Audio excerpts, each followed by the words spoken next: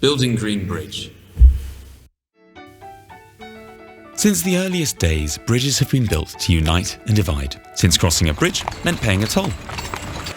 The Green Bridge, which had spanned the Neris River since before the 16th century, connected a fishing village, a ruler's estate, and the road north to Riga. On the far side of the bridge there were warehouses providing construction materials and, beginning in the 16th century, a Jewish cemetery. So the bridge had become equally important for the living and the dead. But the bridge was constantly being carried away every spring by ice flows. So the Parliament of the Polish-Lithuanian Commonwealth gave the Vilnius city magistrate 2 years to rebuild the bridge that had been destroyed 15 years before. At the time, the ruler of Vilnius was the king's secretary, an Italian named Bartolomeo Cinacci, a member of a wealthy group of merchants operating in the Grand Duchy of Lithuania. He proposed that the bridge be constructed by another Italian from his own home city of LIUKA, Giovanni Battista Frediani.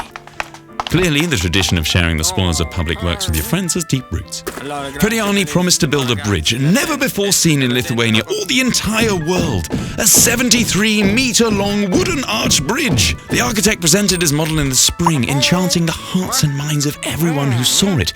Even the heaviest man in town couldn't break the bridge. In the 17th century, such a structure was a huge challenge. In fact, large wooden arch bridges were not usually being constructed at the time. One such bridge in Pisa, Italy, collapsed almost as soon as it was built. But after everyone agreed, construction on the bridge began.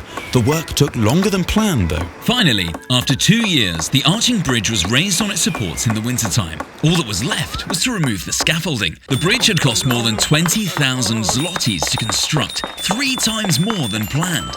Unfortunately, the thaw began in early January. The magistrate demanded the removal of the scaffolding. The architect agreed, but with suspicious reluctance. After the architect removed the upper scaffolding, the bridge immediately began to shake and settle, sending the carpenters running. Eventually, the massive bridge, as long as a church steeple, collapsed on its side, where it was carried down the river by the current, sinking boats and destroying everything in its path. So, despite the ambitious plans and huge expense, the 8th wonder of the world was never actually built in Vilnius. As to who was to blame and whether this was just a failure of engineering or some Italian business caper, we'll let you decide.